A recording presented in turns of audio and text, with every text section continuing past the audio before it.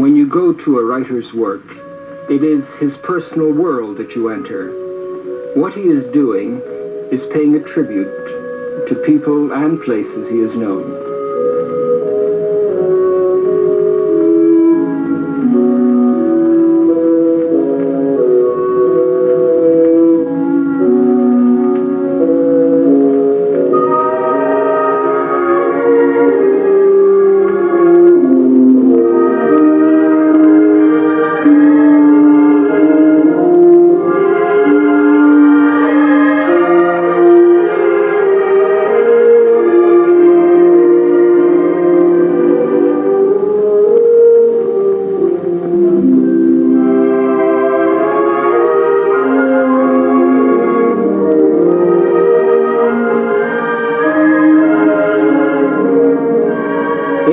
You feel the inertia most.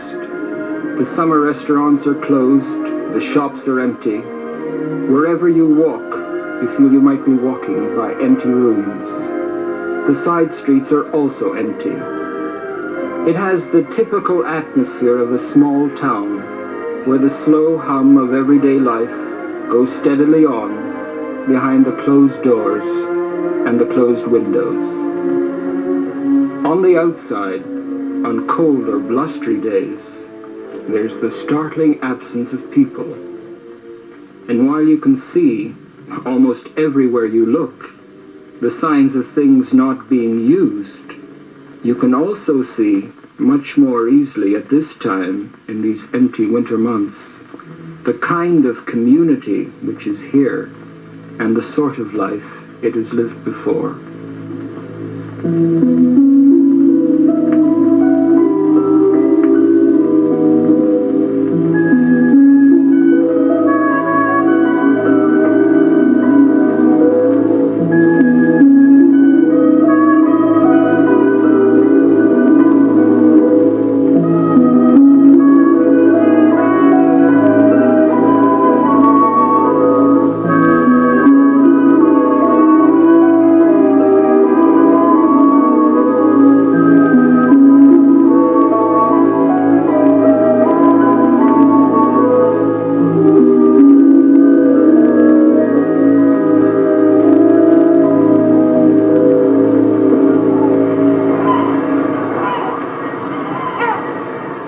But there are also the warm winter days, when the far shore looks so close, you can see miles down the coast.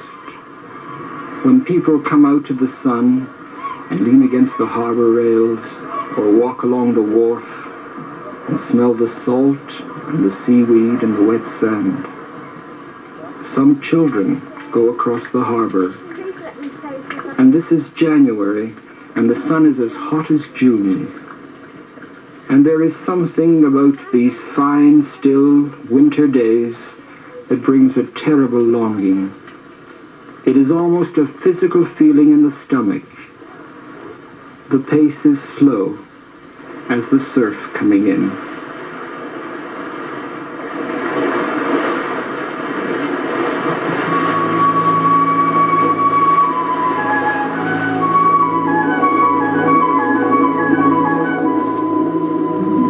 I first came here in the summer of 1949 when I was 25. I just finished university. And before that, I was flying with the Canadian Air Force. All my early years were spent in cities. And to come here and to be exposed to this variety of nature gave me an exhilarating sense of personal freedom.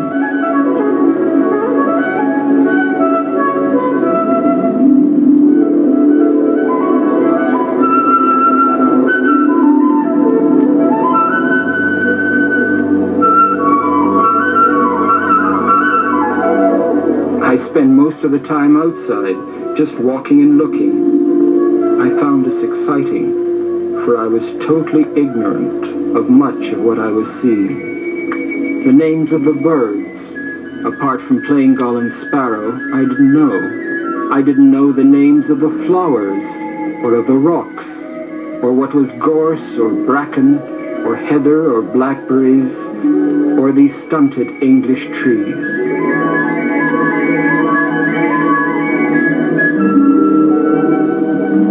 A hard and new physical world seemed to have suddenly opened before me, and in such splendid color. I had grown up in Ottawa, alongside a slow-moving river and a park and straight wide streets with boulevards of trees. I had never seen beaches like this before.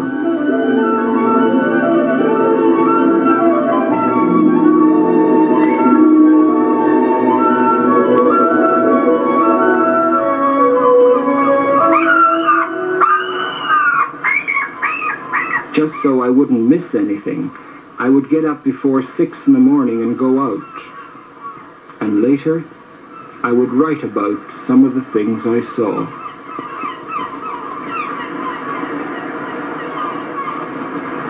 These exercises in describing things directly from nature changed my writing from what it had been up to then to something much more simple and direct, and with an alloy of sadness about it.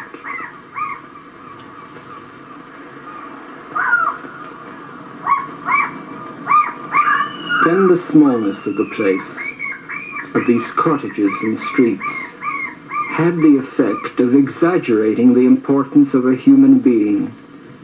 You were made to feel that you mattered, just as other people mattered.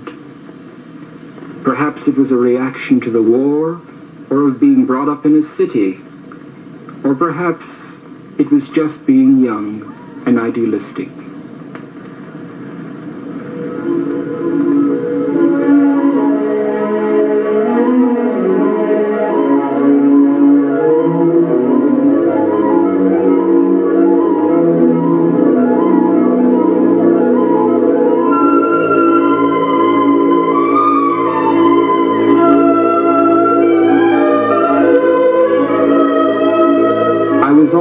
Fortunate to come here at a time when one way of life was going out and the new way hadn't yet taken over. I used to go out with the local fishermen, and when I didn't go out, I would sometimes come here with my typewriter and sit by this window. I watched and tried to describe exactly what I could see.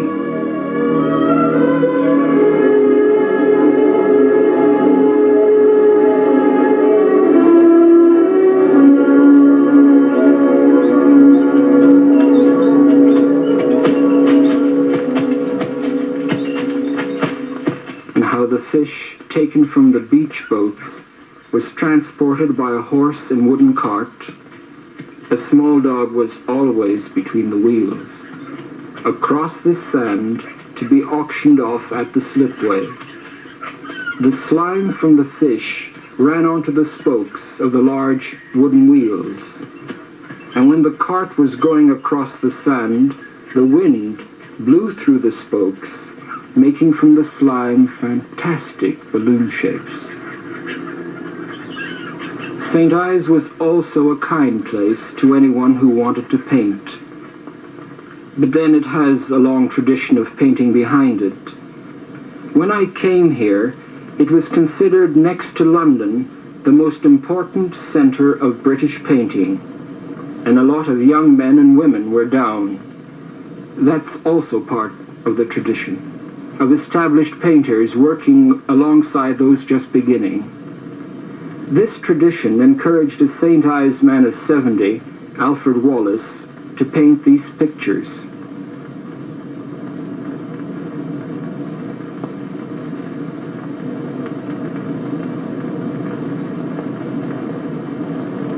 And more recently, Peter Langan, who was born in St. Ives and a friend of mine. This one of his is called High Field.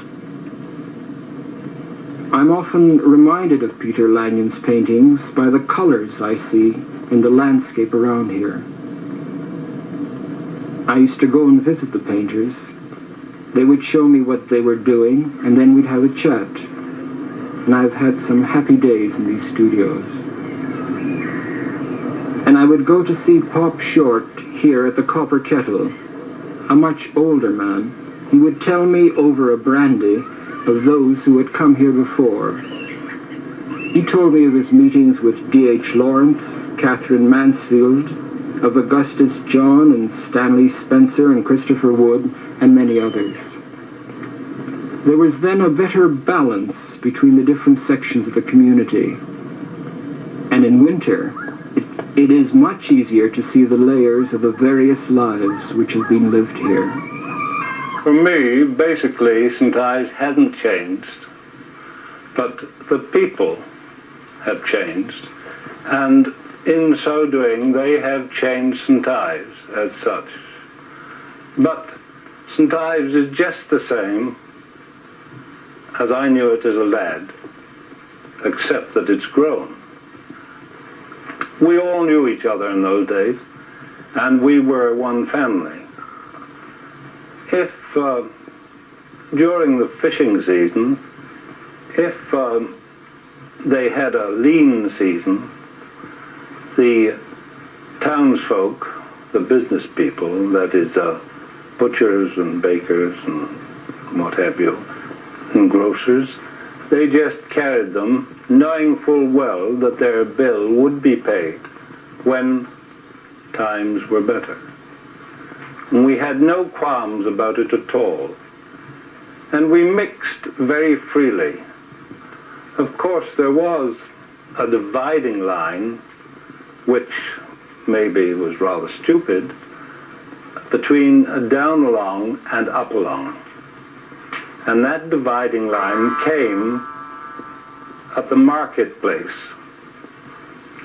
And if the women came up along, they normally changed into something a little different.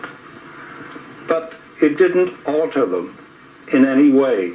They were the same persons.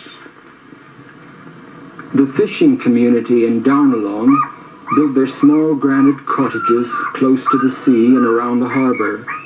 And as the place grew, the houses went up onto the slopes, then spread even higher and still as tightly packed to the terraces, and then continued further up and out to the housing estates. While not far away are the finer houses and the hotels. Wealth and poverty live easily side by side. The town of St Ives itself was 600 boats here, and we was all poor fishermen. Everybody down along was very poor people. Wasn't no money. Used to go out, catch hundreds and thousands of herring, and the herring was 18 pence for 123 herring. Well, after that lot, I'm going in now to the Second War now. After that lot, people begun to boom. Bob or two begun to get about. Now, people now was saving up. The people was the mob now from the war. Youngsters, any amount of money, gratuity money, and all the rest of it. They come home now and taking holidays. Them was holidays with pay. Them was people up the country now, they come down here and they flooded St Ives. All these fishing people now that had lofts, cellars, for all their fishing gear and all this and all that, they had them put in now to cater for the lodgers. Sleeping 20 in the bed and 30 in the chimney pot. That's exactly what was happening. Now cater for the lodgers, had all the rooms all put right now for lodgers, all the places all sold, houses going up in the sky, people buying on mortgages now, houses and one thing and another. And that was the game with that lot.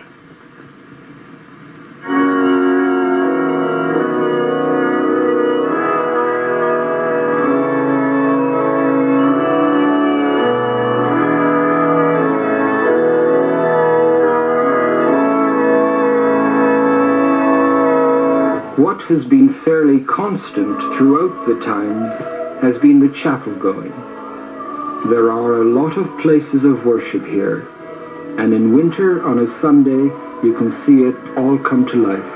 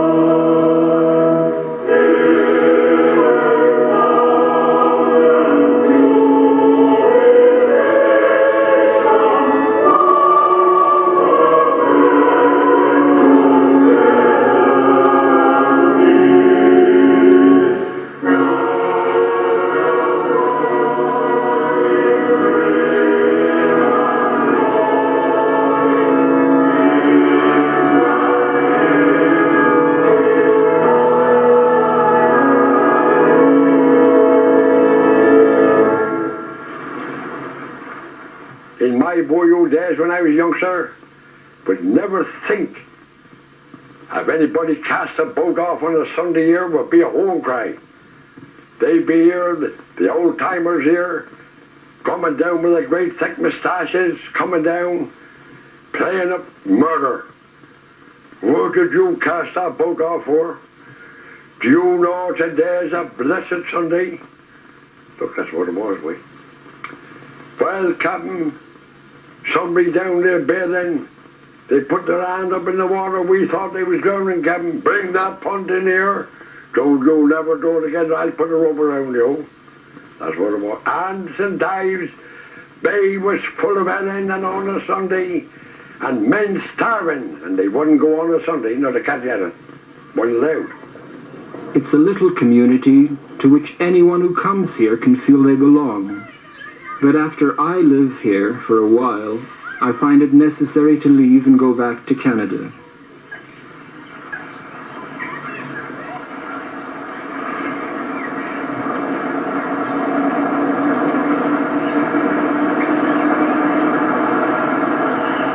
And when I come back from Canada, by this estuary at Lelant, on this familiar single-track line, it used to be a bit more dramatic with steam, but it still is a marvelous few miles.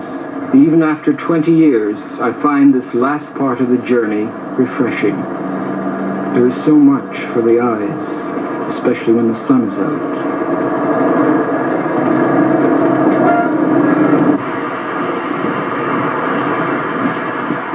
And there is also the growing excitement in seeing familiar landmarks, and then familiar faces.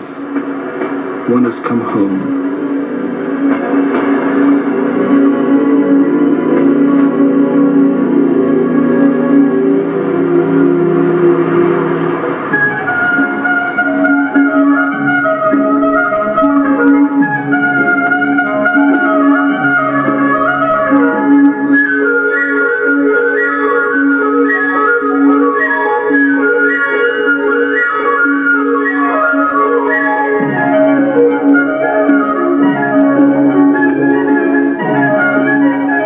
After I've been back a few days, St Ives feels very small, isolated, a backwater. But this feeling doesn't bother me. Perhaps this is one of the qualities of seaside towns and why they attract a certain kind of person. I work in the attic of the house. I can hear my wife and children in the rooms below. Sometimes I go to the window.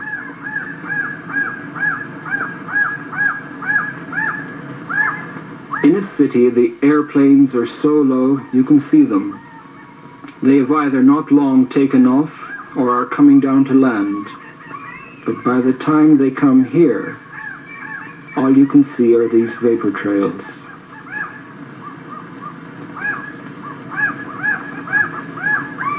I don't do anything here but write.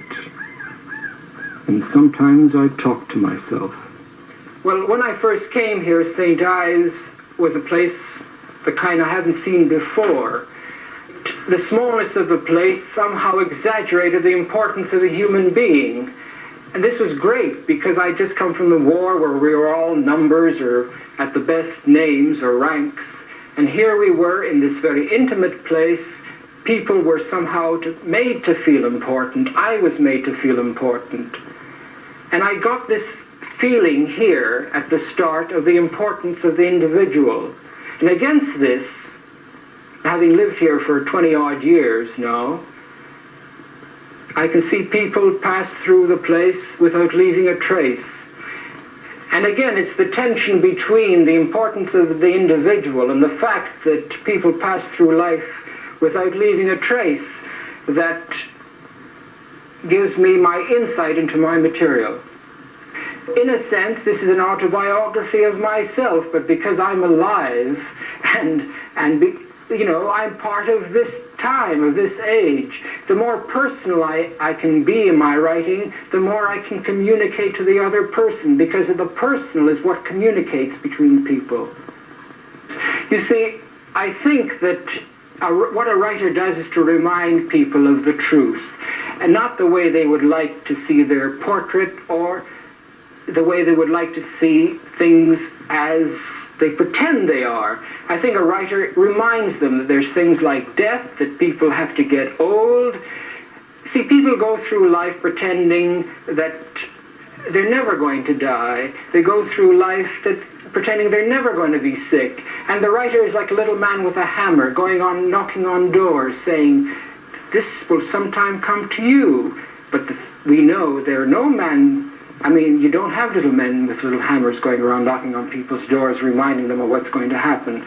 So you have the odd writer now and then telling people not only that that sickness and death is to come, but all sorts of other things. I mean, to me, I'm an optimist in this sense. I think life is a marvelous thing, but I think, I hate it to be squandered. I think it ought to be used.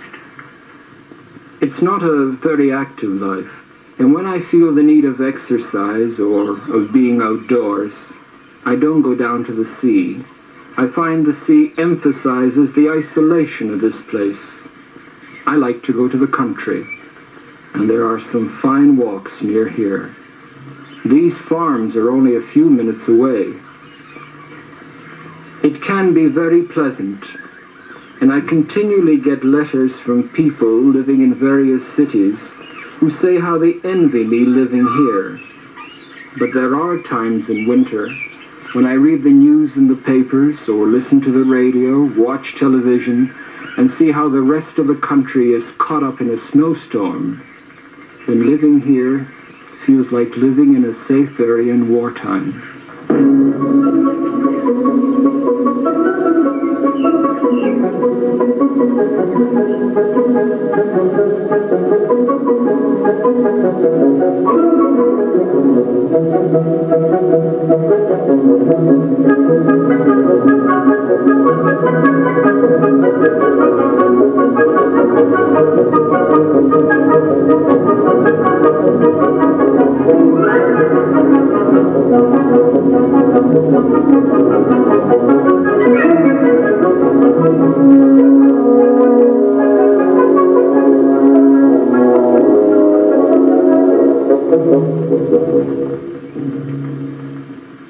In March, though the streets still belong to the local community, you begin to notice things now when you walk through them.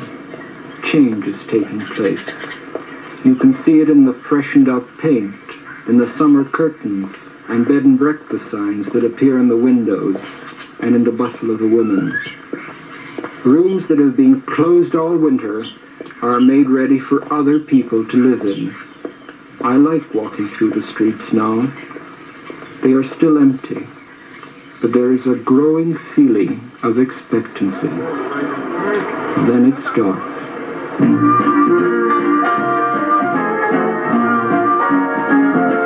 Bring me sunshine in your smile.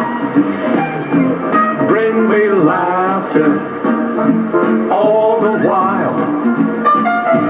In this world where we live, there should be more happiness. So much joy you can give to each brand new bright tomorrow. Make me happy through the years. Never bring me any tears.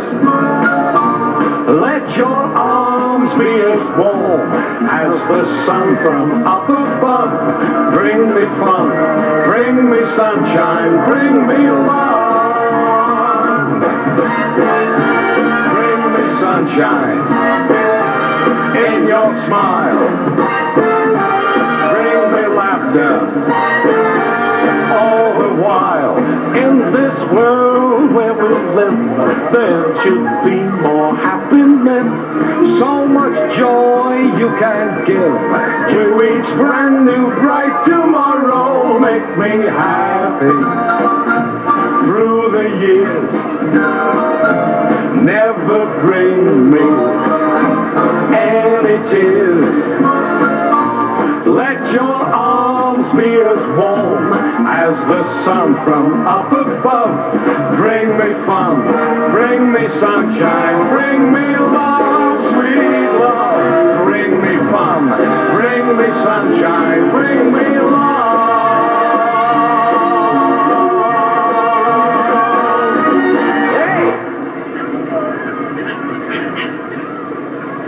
In my first summer, I used to go to Portmere Beach. But even here, there was the constant reminder of how life and death are interlocked.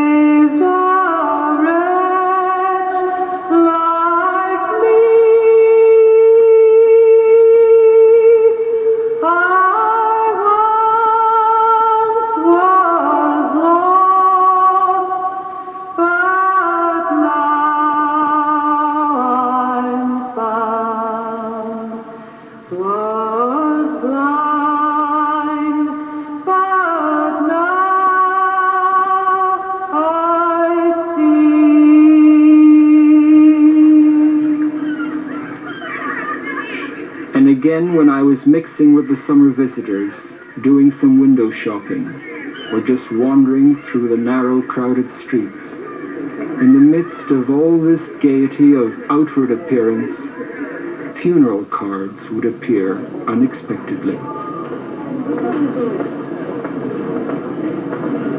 And just as in that first summer, the immediacy I got from this place tended to make people seem larger than life. So now, having lived here for some time, I see how against the permanence of these natural surroundings, people keep passing through, and what they leave is a sense of continuity. And this, I suppose, is the view of life which is behind most of my writing. Whether I had this before I came here, and St. Ives merely confirmed it, is something I don't know. But for the visitor, the best way I think he ought to approach St. Ives is for its externals. To be thankful for the awareness and the pleasures he gets from the physical world, and try not to read too much significance in anything that he sees in passing.